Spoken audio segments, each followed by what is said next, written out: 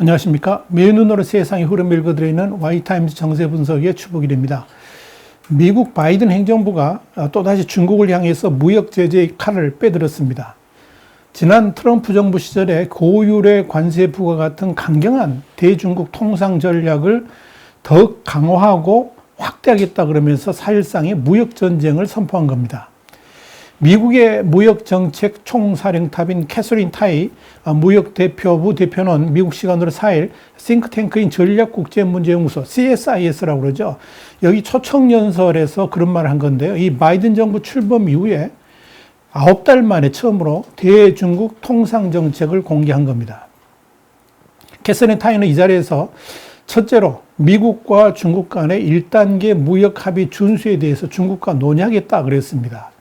그러면서 중국은 농업 같은 미국 산업의 이익을 가져다주는 약속을 했고 우리는 이를 집행해야 된다라고 말을 했습니다. 여기서 캐서린 타이 대표가 언급했던 그 미중 간의 1단계 무역 합의라는 게 뭐냐면 지난해죠. 2020년 1월에 이 트럼프 전 대통령이 중국의 불공정 무역 관행을 들어가면서 관세 폭탄을 주고받고 또 그러면서 무역 전쟁을 벌였을 때 중국이 2년간 미국산 제품을 2017년 대비해서 2천억 달러, 그러니까 한 237조 원 정도를 추가 구매하고 대신 미국은 대중 관세를 완화하겠다 이렇게 약속을 한 것을 말합니다.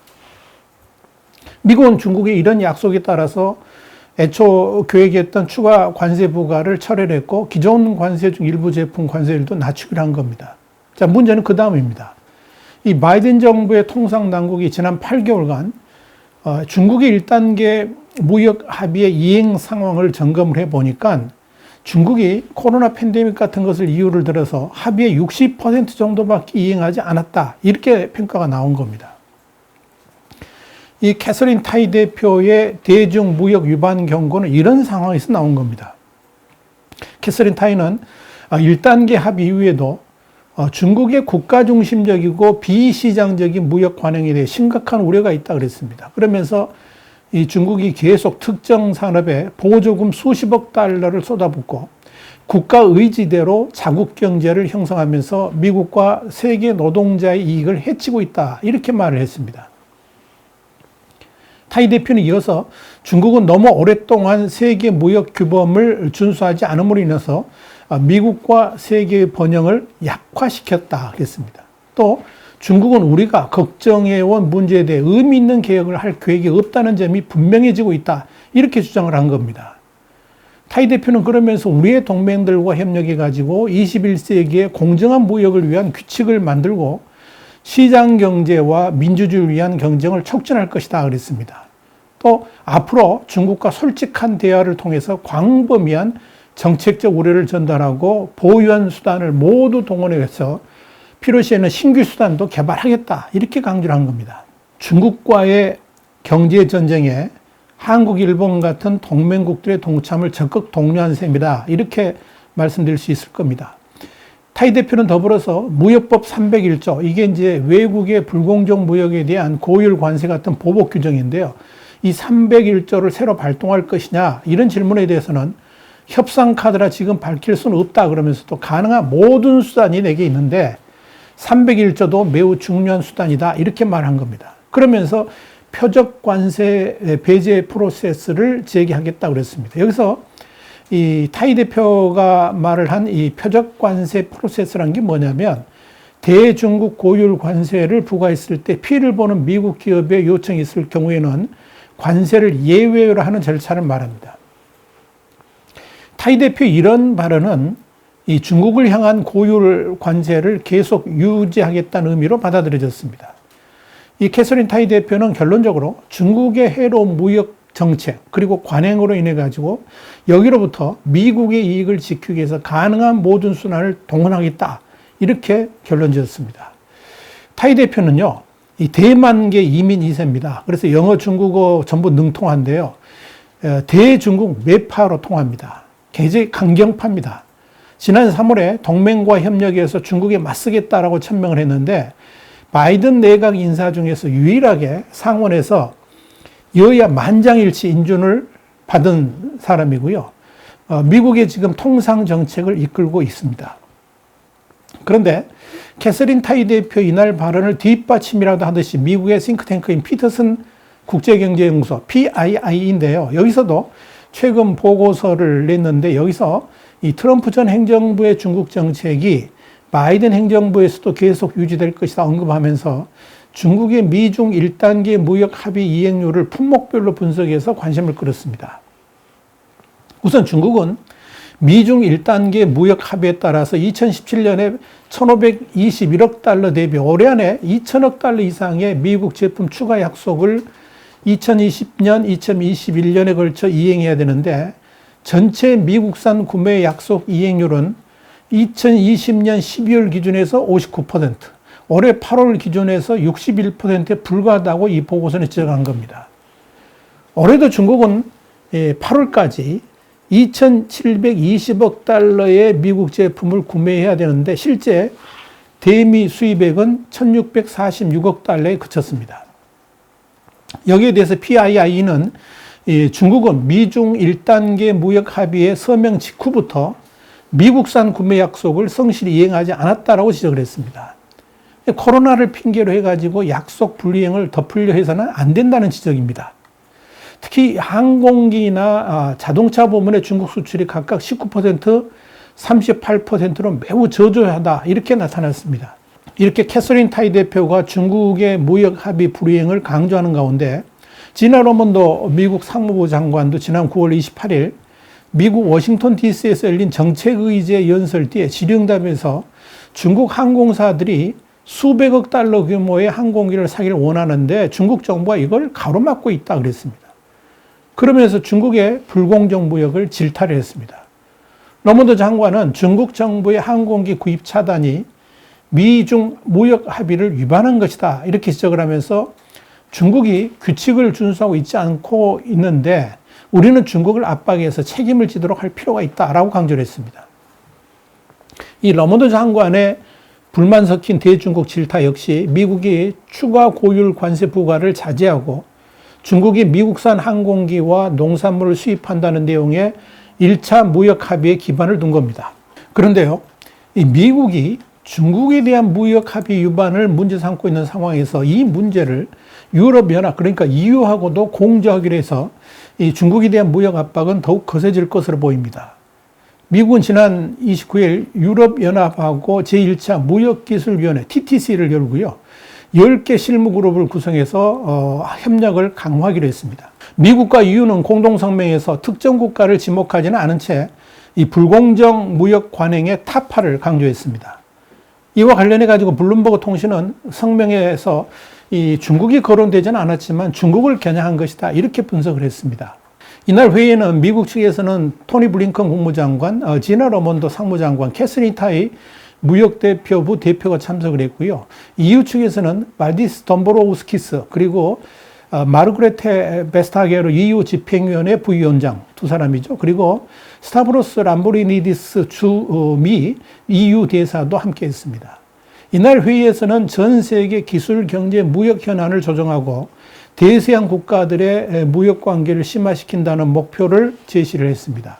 핵심 협력 분야는 이 반도체, AI, 6G 등입니다. 이 가운데 반도체 부족 사태를 해결하기 위한 논의가 가장 비중 있게 다뤄졌다고 합니다.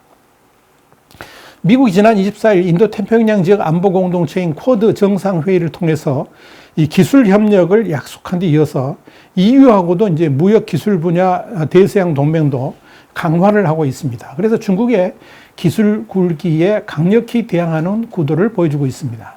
미국이 이렇게 중국을 향한 강경 조치를 본격적으로 거론하는 중요한 이유 중에 하나가 미국의 무역 적자가 날로 확대되고 있기 때문에 그렇습니다. 미국의 무역 적자는 지난 8월 상품 서비스 같은 무역 수지 적자가 전월 대비 4.2% 증가를 했는데요. 733억 달러입니다. 한 87조 437억 원인데 미 상무부가 5일 발표한 내용이 그렇습니다.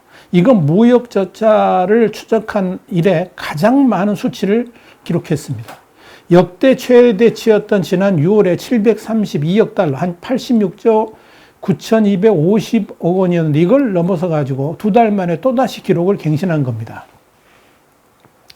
8월 수출은 해외 수요가 개선되면서 전월보다 0.5% 증가한 2,137억 달러, 한 253조 7,687억 원을 기록했습니다.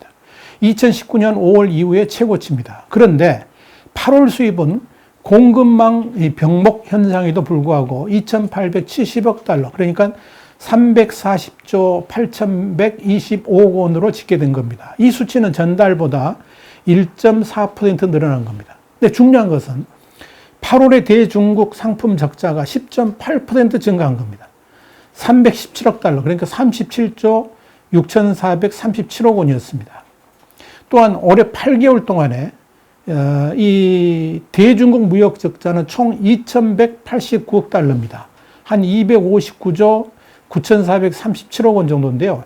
전년 동기 대비 13.7% 증가한 것으로 나타난 겁니다.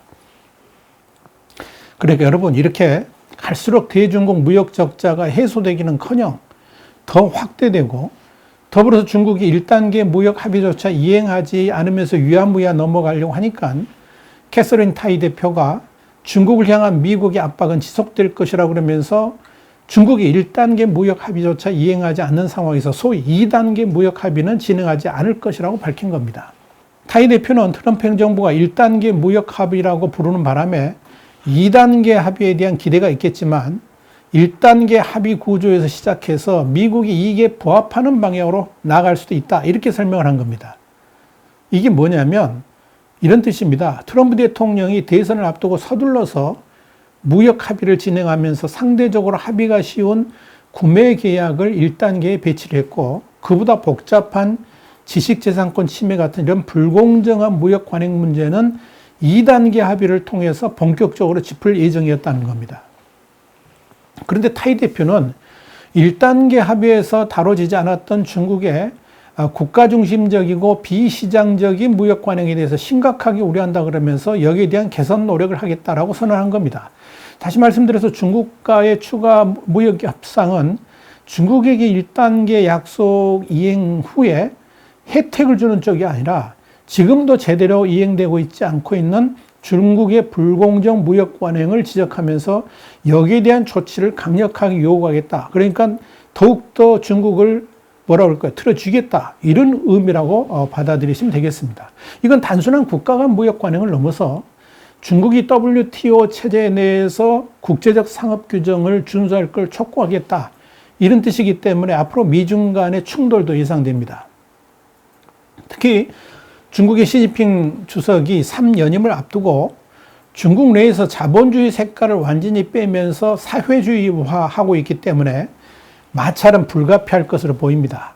그렇기 때문에 이 캐서린 타이 대표의 이날 메시지는 단순한 협상제의 차원이 아니고 중국의 무역은 물론이고 경제 관행과 관련해 가지고 대대적인 선전포고를 한 것이다, 이렇게 보시면 될 겁니다. 또한 중국이 갈수록 사회주의화해 가면서 해외 자본에 대한 차별이라든지 국제적 경쟁 상황에서 우월적 지위를 강요한다 그러면 여기에 대한 응징도 반드시 할 것이라고 언급했다는 점에서 미중 간의 파열음은 더욱 커질 것으로 예상이 됩니다.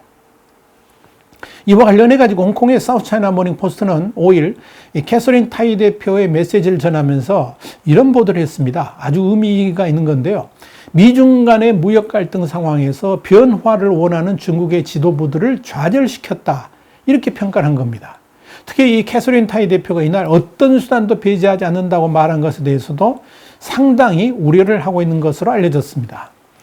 한편 미국이 중국을 향해서 무역전쟁을 선포한 상황에서 제이크 설리번 미 백악관 국가안보 보좌관하고 양세스 중국 외교 담당 정치국원이 곧 스위스에서 만나서 회담할 예정이라고 사우스차이나 모닝포스트가 5일 특정 보도를 해서 눈길을 끌었습니다. 이 사우스차이나 모닝포스트는 회담 의제 중 하나는 이 바이든 대통령과 시진핑 중국 국가주석 간의 정상회담 가능성 타진이라 그러면서 양국 간의 대화 채널 재개 같은 것도 논의가 될 것이다, 이렇게 전했습니다. 와이타임 정세 분석이었습니다. 다음 시간에 다시 뵙겠습니다. 감사합니다.